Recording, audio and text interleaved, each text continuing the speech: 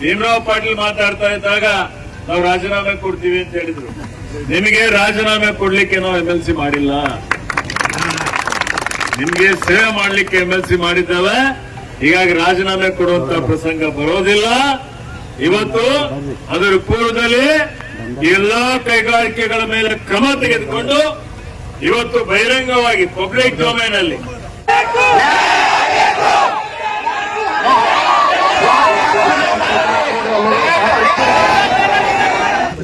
ನಮ್ಗೆಲ್ಲ ಗೊತ್ತಿದೆ, ನಮ್ಮ ಜಿಲ್ಲೆ ಕೈಗಾರಿಕೆ ರಹಿತವಾದಂತಹ ಒಂದು ಜಿಲ್ಲೆ ಇದೆ. ಕೈಗಾರಿಕೆಗಳಿಂದ ಅಭಿವೃದ್ಧಿ ಆಗ್ತದೆ ಅಂತ ಹೇಳಿ ಹಿಂದೆಲ್ಲ ಪ್ರೋತ್ಸಾಹ ಕೊಟ್ಟು ಸಬ್ಸಿಡಿ ಕೊಟ್ಟು ಕೈಗಾರಿಕೆಗಳಿಗೆ 70-80ರ ದಶಕದಲ್ಲಿ ಅವಕಾಶವನ್ನು ಕೊಡಲಾಗಿದೆ. ಆದರೆ ಈ ಕೈಗಾರಿಕೋದ್ಯಮಗಳು ದ್ರೋಹ ಮಾಡಿ, ವಂಚನೆ ಮಾಡಿ, ಜನರಿಗೆ ಮೋಸ ಮಾಡಿ, ಸರ್ಕಾರಕ್ಕೆ ಮೋಸ ಮಾಡಿ, ಯಾವುದೇ ನಿಯಮಗಳನ್ನು ಪಾಲನೆ ಮಾಡದೆ ಎಲ್ಲಾ ನಿಯಮಗಳನ್ನು ಉಲ್ಲಂಘನೆ ಮಾಡಿ ಇವತ್ತೇನು ವಾಯು ಕಾಯ್ದೆ ಇದೆ, ಜಲ ಕಾಯ್ದೆ ಇದೆ, ಪರಿಸರ ಕಾಯ್ದೆ ಇದೆ, ಈ 3 ಕಾಯ್ದೆಗಳಿದ್ದಾವೆ. ಈ 3 ಕಾಯ್ದೆಗಳನ್ನು ಉಲ್ಲಂಘನೆ ಮಾಡಿ ಈಗ ಇವರು ತಮ್ಮ ಸ್ವಾರ್ಥಕ್ಕಾಗಿ ಏನಿಲ್ಲ ಕೈಗಾರಿಕೆಗಳು ಪ್ರಾರಂಭ ಮಾಡಿ ವಿಷಯುಕ್ತ ತ್ಯಾಜ್ಯವನ್ನು ಇವರು ಹಳ್ಳ ಕೊಳ್ಳ ಇವತ್ತೇನು ನಮ್ಮ ಕಾರಂಜ ಹಿನ್ನೀರಿನಲ್ಲಿ ಬಿಡುಗಡೆ ಮಾಡಿ ರೈತರಿಗೆ, ಸಾರ್ವಜನಿಕರಿಗೆ ಶುದ್ಧ ಕುಡಿಯುವ ನೀರು ಕೊಡುವಂತದ್ರಲ್ಲಿ ಸಹಿತ ವಿಷ ಸೇರಿಸುವಂತ ಕೆಲಸ ಮಾಡ್ತಾ ಇದ್ದಾರೆ. ಗಾಳಿಯಲ್ಲಿ ಸಹಿತ ವಿಷ ಹೊರಸೂಸುವಂತದ್ದು, ಇದರಿಂದ ಇಡೀ ವಾತಾವರಣ ಕಲುಷಿತ ಆಗುವಂತದ್ದು ನಾವೆಲ್ಲ ನೋಡಿದ್ದೇವೆ.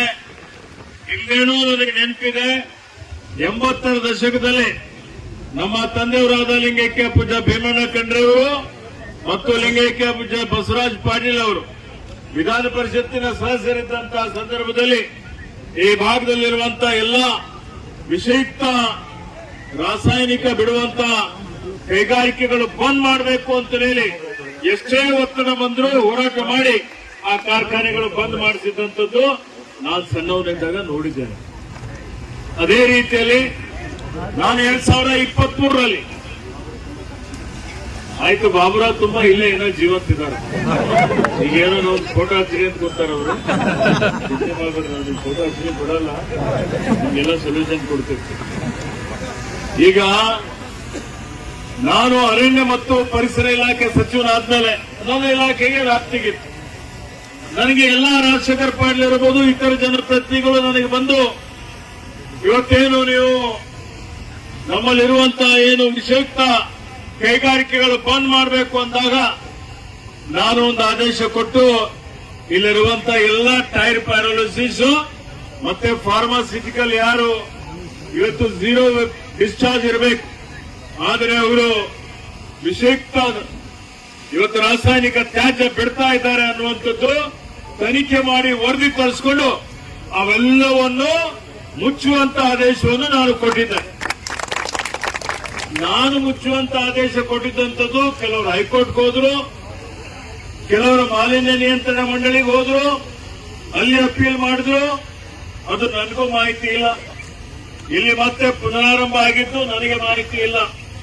ಇವತ್ತು ಮೊನ್ನೆವರೆಗೆ ನಾನು ಅನಾರೋಗ್ಯದಿಂದ ಇದ್ದಂತಹ ಸಂದರ್ಭದಲ್ಲಿ ನಾನು ಮಾಧ್ಯಮದಲ್ಲಿ ನೋಡಿದೆ. ಆಮೇಲೆ ರಾಜಶೇಖರ್ ಪಾಟೀಲ್ ಅವರು ಮಾತಾಡಿದ್ರು, ಆಮೇಲೆ ಜಿಲ್ಲಾಧಿಕಾರಿ ಮಾತಾಡಿದ್ರು, ಬಾಬುರಾವ್ ತುಂಬಾ ಮಾತಾಡಿದ್ರು, ಸುಮಾರು ಜನ ಎಲ್ಲ ಮಾತಾಡಿದ್ದಾರೆ. ಇವತ್ತು ಹೀಗಾಗಿ ಅವರೆಲ್ಲರಿಂದ ನಾನು ಮಾಹಿತಿಯನ್ನು ಪಡೆದುಕೊಂಡು ನಿನ್ನೆ ನಾನು ನೋಡಿದಾಗ ಈ 4 ಕೈಗಾರಿಕೆಗಳು ವಿಷಯುಕ್ತ ತ್ಯಾಜ್ಯ ನಿಮ್ಮ ಪವಿತ್ರವಾದಂತ ಗುರುಗಂಗಾಗೆ ಮಾಣಿಕ್ ಪಬ್ಲಿಕ್ ಸ್ಕೂಲಲ್ಲೇ ನಾನು 1 ವರ್ಷ ವಿದ್ಯಾಭ್ಯಾಸ ಮಾಡಿದ್ದೇನೆ, 5ನೇ ತರಗತಿ.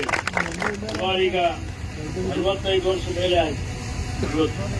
ಅದ್ರ ಬಗ್ಗೆ ನನಗೂ ಆ ಒಂದು ಸಂಸ್ಥೆ ಬಗ್ಗೆ ಅಪಾರವಾದಂತಹ ಒಂದು ನಂಬಿಕೆ ಇದೆ, ವಿಶ್ವಾಸ ಇದೆ. ದೊಡ್ಡ ಮಹಾರಾಜರ ಜೊತೆಯಲ್ಲಿ ಬಹಳಷ್ಟು ನಾವೆಲ್ಲ ಅನೇಕ ಸಲ ಹೋಗಿ ಅವರ ಮಾರ್ಗದರ್ಶನವನ್ನು ಪಡೆದಿದ್ದೇವೆ. ಹೀಗಾಗಿ ಆ ಒಂದು ಏನು ಹಳ್ಳ ಇದೆ ಅದರ ಶುದ್ಧತೆ ಮತ್ತು ಅದರ ಪವಿತ್ರತೆ ಅದರ ಸ್ವಚ್ಛತೆ ಕಾಪಾಡಿಕೊಂಡು ಹೋಗುವಂಥದ್ದು. ಸುತ್ತಮುತ್ತಲಿನ ಹಳ್ಳಿಯವರೇನಿದ್ದೀರಿ ಎಲ್ಲರಿಗೂ ಬದುಕು ಕಟ್ಟಿಕೊಡುವಂತ ಕೆಲಸ ಇವತ್ತು ಸರ್ಕಾರದಿದೆ. ಹೀಗಾಗಿ ಯಾವುದೇ ರೀತಿಯ ಮಾಲಿನ್ಯ ಇರಲೇಬಾರದು. ಆದ್ರೆ ಈ ಕೈಗಾರಿಕೆಗಳು ಅಧಿಕಾರ ಅಂದ್ರೆ ಏನು ಅವ್ರಿಗೆ ಪರವಾನಗಿ ಸಿಕ್ಕಿತ್ತು ಅದನ್ನು ದುರುಪಯೋಗ ಮಾಡಿಕೊಂಡಿದ್ದಾರೆ. ಹಿಂಬಾಗಿಲಿನಿಂದ ನಮಗೂ ಸಹಿತ ಮಾಹಿತಿ ಇಲ್ಲದ ರೀತಿಯಲ್ಲಿ ಹೈಕೋರ್ಟ್ಗೆ ಹೋಗಿ ಇವತ್ತು ಮಾಲಿನ್ಯ ನಿಯಂತ್ರಣ ಮಂಡಳಿಗೆ ಹೋಗಿ ಇವತ್ತು ಅವರು ಪರವಾನಗಿಯನ್ನು ತೆಗೆದುಕೊಂಡು ಬಂದಿದ್ದಾರೆ ಅನ್ನುವಂತ ಒಂದು ಮಾಹಿತಿ ನನಗೆ ಇದೆ. 4 ಕೈಗಾರಿಕೆಗಳನ್ನು ಮುಚ್ಚಲಿಕ್ಕೆ ಆದೇಶ ಕೊಟ್ಟಿದ್ದೇವೆ. ನಿನ್ನೆನೆ ಬಂದು ಜಿಲ್ಲಾಧಿಕಾರಿಗಳ ಜೊತೆಯಲ್ಲಿ ಮಾತನಾಡಿ ನಿನ್ನೆ ರಾತ್ರಿವರೆಗೇನೆ ಮುಚ್ಚುವ ಆದೇಶ ಆಗಬೇಕು ಅಂತೇಳಿ ಅದಕ್ಕೆ ಸೀಲ್ ಮಾಡುವಂತ ಕೆಲಸ ಮಾಡಿದ್ದೇವೆ. ಈಗ ಇನ್ನಿತರ ಏನು ರಾಸಾಯನಿಕ ವಿಷಯುಕ್ತ ತ್ಯಾಜ್ಯ ಹಳ್ಳಗಳಿಗೆ ಬಿಡುವಂತಹ ಕೈಗಾರಿಕೆಗಳಿದಾವೆ. ಇದು ತರಾತುರಿಯಲ್ಲಿ ಮಾಡಿದ್ರೆ ಮತ್ತೆ ಹೈಕೋರ್ಟ್ ಅಲ್ಲಿ ಅವರು ಸ್ಟೇ ತಗೊಂಡ್ಬಿಡ್ತಾರೆ. ಹೀಗಾಗಿ ನಾನು ಈಗಾಗಲೇ ಮಾಲಿನ್ಯ ನಿಯಂತ್ರಣ ಮಂಡಳಿ ಅಧ್ಯಕ್ಷ ಶ್ರೀನಿವಾಸುಲಿಗೆ ಮಾತನಾಡಿದ್ದೇನೆ ದೂರವಾಣಿ ಮುಖಾಂತರ. ನಮ್ಮ ಅಧಿಕಾರಿನೇ ಇದ್ದಾರೆ ಅವರು. ಹಿಂದೆ ನಾನು ಅರಣ್ಯ ಇಲಾಖೆ ಸಚಿವನಾಗಿದ್ದೆ. ಇವತ್ತು ಅವರಿಗೆ ಮಾತನಾಡಿ ಹೇಳಿದ್ದೇನೆ. ಇವತ್ತು ಹೇಳಿ ಅವರಿಗೆ ವಿಶೇಷವಾಗಿ ನಾನು ತತ್ಕ್ಷಣವೇ ಈ ಎಲ್ಲಾ ಕೈಗಾರಿಕೆಗಳ ಬಗ್ಗೆ ಒಂದು ವರದಿಯನ್ನು ತರಿಸಿಕೊಂಡು ಇವತ್ತು ತನಿಖೆ ಆದೇಶ ಮಾಡಿ ಅಂತ ಹೇಳಿದ್ದಾರೆ. ಅದಕ್ಕೆ 15 ದಿವಸದಲ್ಲಿ ವರದಿ ಬರುತ್ತೆ. 15 ದಿವಸದ ಒಳಗಾಗಿನೂ ಅದರ ಮೇಲೆ ಪೊಲ್ಯೂಷನ್ ಕಂಟ್ರೋಲ್ ಬೋರ್ಡ್ ಅಧಿಕಾರಿಗಳು ನಿಗಾ ಇಡ್ತಾರೆ. ಒಂದೇ ಒಂದು ಹನಿನೂ ವಿಷ ಯುಕ್ತವಾದಂತಹ ತ್ಯಾಜ್ಯ ಬಿಟ್ರೆ ಇಲ್ಲೇ SP ಇದ್ದಾರೆ ಪ್ರದೀಪ್, ಇವತ್ತು ಹೇಳಿದ್ದೇನೆ ಅವರಿಗೆ ಕ್ರಿಮಿನಲ್ ಮೊಕದ್ದಮೆ ಹಾಕಿ ಎಷ್ಟೇ ದೊಡ್ಡ ವ್ಯಕ್ತಿ ಇದ್ರು ಅವರಿಗೆ ಜೈಲಿಗೆ ಕಳಿಸಬೇಕು ಅನ್ನುವಂತ ಆದೇಶವನ್ನು ಸೂಚನೆಯನ್ನು ಕೊಟ್ಟಿದ್ದಾರೆ. ನಮ್ಮ ಏನು ನನ್ನ ಇಲಾಖೆ ವ್ಯಾಪ್ತಿಯಲ್ಲಿ ಬರುವಂತ ನಮ್ಮ ಪಂಚಾಯಿತಿಯ ಜಿಲ್ಲಾ ಪಂಚಾಯಿತಿಯ ಮುಖ್ಯ ಕಾರ್ಯನಿರ್ವಾಹಕ ಅಧಿಕಾರಿಗಳಿದ್ದಾರೆ. ಅವರಿಗೂ ಹೇಳಿದ್ದೇನೆ ಅವ್ರು ಕೊಟ್ಟಂತ ಪರವಾನಗಿ ಹಿಂಪಡಿಬೇಕು ಅಂತ ಹೇಳಿ. ಜಿಲ್ಲಾಧಿಕಾರಿ ಅವರಿಗೆ ಹೇಳಿದ್ದೇನೆ ಲೈಸೆನ್ಸ್ ಕೊಟ್ಟಂತದ್ದು ಹಿಂಪಡಿಬೇಕು ಅಂತ ಹೇಳಿದ್ದೇನೆ. ಹೀಗಾಗಿ ನೀವೆಲ್ಲ ಏನು ಬಯಸ್ತಾ ಇದ್ದೀರಿ ಇದಕ್ಕೆ ಶಾಶ್ವತವಾದಂತಹ ಪರಿಹಾರ ಕಂಡುಕೊಳ್ಳಬೇಕು ಅನ್ನುವಂಥದ್ದು. ಇದಕ್ಕೆ ಇವತ್ತು ನನ್ನ ಮಾತಿದೆ. ಭೀಮರಾವ್ ಪಾಟೀಲ್ ಮಾತಾಡ್ತಾ ಇದ್ದಾಗ ನಾವು ರಾಜೀನಾಮೆ ಕೊಡ್ತೀವಿ ಅಂತ ಹೇಳಿದ್ರು. ನಿಮಗೆ ರಾಜೀನಾಮೆ ಕೊಡ್ಲಿಕ್ಕೆ ನಾವು MLC ಮಾಡಿಲ್ಲ, ನಿಮ್ಗೆ ಸೇವೆ ಮಾಡ್ಲಿಕ್ಕೆ MLC ಮಾಡಿದ್ದೇವೆ. ಹೀಗಾಗಿ ರಾಜೀನಾಮೆ ಕೊಡುವಂತ ಪ್ರಸಂಗ ಬರೋದಿಲ್ಲ. ಇವತ್ತು ಅದರ ಪೂರ್ವದಲ್ಲಿ ಎಲ್ಲಾ ಕೈಗಾರಿಕೆಗಳ ಮೇಲೆ ಕ್ರಮ ತೆಗೆದುಕೊಂಡು ಇವತ್ತು ಬಹಿರಂಗವಾಗಿ ಪಬ್ಲಿಕ್ ಡೊಮೇನ್ ಅಲ್ಲಿ ಸಾರ್ವಜನಿಕರ ಗಮನಕ್ಕೆ ಇರಬೇಕು.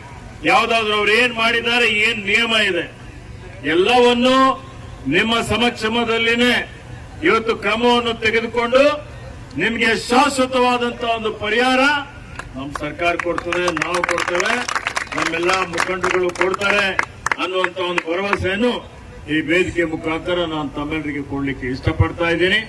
ಅದಕ್ಕೆ ನಿಮ್ಮ ಆರೋಗ್ಯದ ಬಗ್ಗೆ ನಮಗೆ ಕಳಕಳಿ ಇದೆ, ಕಾಳಜಿ ಇದೆ. ನಾನು ಮುಖ್ಯಮಂತ್ರಿಗಳಿಗೆ, ಉಪಮುಖ್ಯಮಂತ್ರಿಗಳಿಗೆ, ಎಲ್ಲ ಸಚಿವ ಸಂಪುಟ ಸದಸ್ಯರುಗಳಿಗೆ ಇದೆ, ಇಲ್ಲಿರುವಂತಹ ರಾಜಶೇಖರ್ ಪಾಟೀಲ್ ಅವರಿಗೆ, ಇಲ್ಲಿರುವಂತಹ ಜನಪ್ರತಿನಿಧಿಗಳಿಗೆ ಎಲ್ಲರನ್ನೂ ವಿಶ್ವಾಸದಲ್ಲಿ ತೆಗೆದುಕೊಂಡು ಇವತ್ತು ಈ ಒಂದು ಕೈಗಾರಿಕೆಗಳಿಗೆ ಮಾಲಿನ್ಯಕ್ಕೆ ತ್ಯಾಜ್ಯ ಬಿಡುಗಡೆ ಆಗ್ತಾ ಇದೆ, ನಿಮ್ಗೇನು ತೊಂದರೆ ಆಗ್ತಾ ಇದೆ, ಅದಕ್ಕೆ ಶಾಶ್ವತ ಪರಿಹಾರ ಕೊಡ್ತೀವಿ ಅನ್ನುವಂತ ಒಂದು ಭರವಸೆಯನ್ನು ಕೊಟ್ಟು ಇವತ್ತು ತಾವೆಲ್ಲ ದಯವಿಟ್ಟು ನಾನು ಖುದ್ದಾಗಿ ಬಂದಿದ್ದೇನೆ, ನಿಮ್ಗೆ ಭರವಸೆಯನ್ನು ಕೊಟ್ಟಿದ್ದೇನೆ. ಕೊಟ್ಟ ಮಾತಿನಿಂದ ಹಿಂದೇನೋ ನಡೆದಿದ್ದೇವೆ, ಹೇಳಿದ್ದೇನಲ್ಲ ಈಗಲೂ ಹೇಳಿದ್ದೇನೆ. 15 ನಿಮ್ಗೆ ಪರ್ಮನೆಂಟ್ ಸೊಲ್ಯೂಷನ್, ಶಾಶ್ವತವಾದಂತಹ ಪರಿಹಾರ ನಿಮ್ಗೆ 15 ದಿವಸದಲ್ಲಿ ಕೊಡ್ತೇವೆ.